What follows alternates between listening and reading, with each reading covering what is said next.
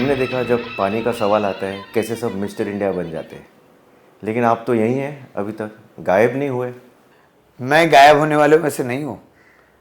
और मैं अगर गायब हुआ तो यहाँ पे इन लोगों के कौन जवाब देगा।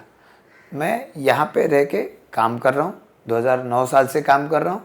और ये सारा इंफ्रास्ट्रक्चर, इसको सुधारना, इस शहर को सर्व करने के काबिल बनाना, ये मेरी जिम्मेदारी है।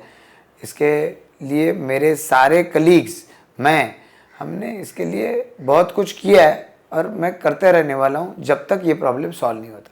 जब आपने पहली बार सिडको से पूछा पानी के बारे में, एमजीपी है, एमआईडीसी है, तो क्या जवाब मिला? सिडको एक ऐसी एजेंसी है जो रिसोर्सफुल है, पैसा है, पर आंसरेबिलिटी नहीं है। और उसकी वजह से बार बार यूँ हुआ है कि एश्योरेंसेस, जैसे सनी देओल ने जवाब डायलॉग किया था कि तारीख पे तारीख, तो तारीख पे तारीख, इसके सिवा वहाँ पे कुछ मिलता नहीं। इसके लिए बहुत लड़ना पड़ता है, बहुत झगड़ना पड़ता है, लेकिन झगड़ रहे। तो जब ये सब नहीं माने तो आप किस हायर अथॉरिटी से मिले? जैसे मैंने बताया कि सिडको के कई सारे ऑफिसर्स जो हैं, जो पानी के बारे में इसके लिए डीप थॉट रखते ही नहीं थे। और इसके लिए सिडको के पास में इसका फॉलोअप करने के लिए मैंने उनका सिस्टम बनाया। उनके ऊपर यहाँ पर मॉनिटरिंग करने के लिए जो एमडी डायरेक्टर्स होते हैं, उनको पावर होनी चाहिए। जो ऊपर वाले ऑफिसर्स हैं उनको, एमडी के पास, डायरेक्टर्स के पास टाइम नहीं। जब टाइम देंगे उसका इम्प्लीमेंटेशन होता नहीं, ये कौन देखेगा? इसके लिए उनको अलग अलग हमारे नगर सेवक लोगों को जाकर प्रेशर रखा, उनके ऊपर एक्शन प्लान बनाने को लगाया। मैं खुद सिडको का चेयरमैन रह चुका हूँ जब मुझे इस तरीके के जवाब मिलते थे। तो इसके लिए हमने सोचा कि इसका फुल प्रूफ जवाब सिडको क्यों नहीं दे पाती। तो हमने सिडको के थ्रू टाटा कंसल्टेंसी को काम दिया कि सिर्फ सिडको के टेक्निकल नॉलेज पे डिपेंडेंट नहीं रहेंगे। हम लोग एक स्पेशल यहाँ पर जो काम करने वाले लोग हैं उनको अपॉइंट करेंगे। टाटा कंसल्टेंसी को अपॉइंट किया और उनके थ्रू इसके सारे जो रिकमेंडेशंस हैं उसके ऊपर काम करना चाहिए। अब इसके ऊपर मैं जोर दे रहा हूँ। अब इसमें ऐसा है कि सिडको, मैंने जैसे कहा कि विल पावर सिडको का नहीं है, तो ये लोग प्लान बनाते हैं, काम पे उनका जोर नहीं रहता है। तो एमडी, जॉइंट एमडी को कहने के बाद भी अगर नहीं हो रहा है, हमने कुछ एजिटेशंस भी किए हैं सिडको एरिया में। उसके साथ साथ हमने जो हमारे गार्डियन मिनिस्टर है उदय सामंत जी, उनके पास मीटिंग ली है कि ये जो नावा शिवाटप्पा 3 यानी पार्ट 3 का काम है, वो काम पूरा होना चाहिए। तो एमजेपी, सिडको, कॉरपोरेशन, इनको साथ में लेके हमने मीटिंग किया हुआ है। इनसे भी एक्शन नहीं हो रहा था। देवेंद्र फडणवीस जी जो हमारे डिप्टी सीएम हैं, उनके पास मैं 2 मीटिंग इसके ले चुका हूं ताकि ये सारे काम और एडिशनल रिसोर्सेस अवेलेबल हो, इसके लिए भी मैं काम कर चुका हूं। सिडको के लो इनकम हाउसिंग एरियाज़ है, कुछ पनवेल के गांव हैं जहां 3-3 दिनों तक पानी नहीं आ रहा है, इरेगुलर वाटर सप्लाई है, लेकिन सिडको के पास उनका गोल्फ कोर्स मेंटेन करने के लिए पानी बराबर है, वो भी ड्रिंकिंग वाटर। तो इसके बारे में आपने क्या एक्शन लिया? ऐसा है कि पानी की दिक्कत तो पूरे खारघर एरिया में आज भी वहाँ पर है। और इसके चलते लोगों की शिकायतें रहती हैं कि गोल्फ कोर्स वहाँ पर है, वो एक अमीर लोगों का खेल है, उसको पानी मिलता है। तो वहाँ पे भी हम लोगों ने एजिटेशन किए, नगर सेवक और इन लोगों ने मिलकर जाकर वहाँ पर सिडको के एमडी का घेराव किया और उनको यहाँ पर पानी देना चाहिए, इसके लिए उनके पास फॉलोअप किया। तब जाकर उन्होंने सोचा इसके बारे में कि इर्द गिर्द के लोगों को पानी नहीं मिल रहा है और सैटरडे संडे को गोल्फ कोर्स पर आने वाले लोगों को पानी, वहाँ पे ग्रीन, लश ग्रीन, वहाँ पे एनवायरनमेंट दिखता है, उसको पानी कैसे मिलता है।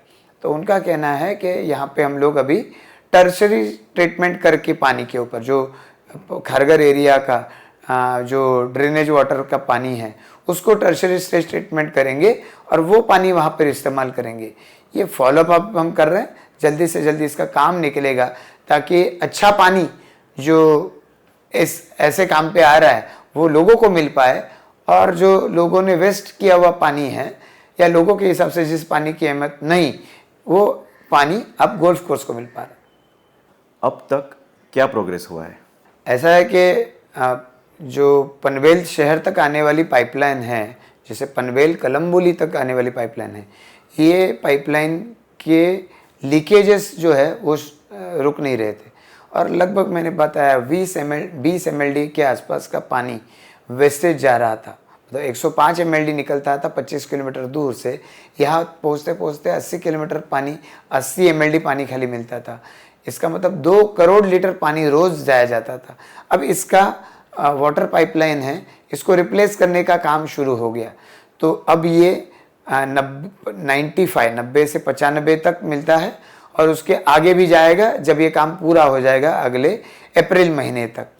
उसी के साथ साथ जो इनसाइड सिटी जो डिस्ट्रीब्यूशन लाइन है, लगभग 60 किलोमीटर की पाइपलाइन है कॉरपोरेशन के माध्यम से नए सिरे से डली है, ताकि डिस्ट्रीब्यूशन लेवल का जो लीकेजेस है ये भी दूर हो जाए।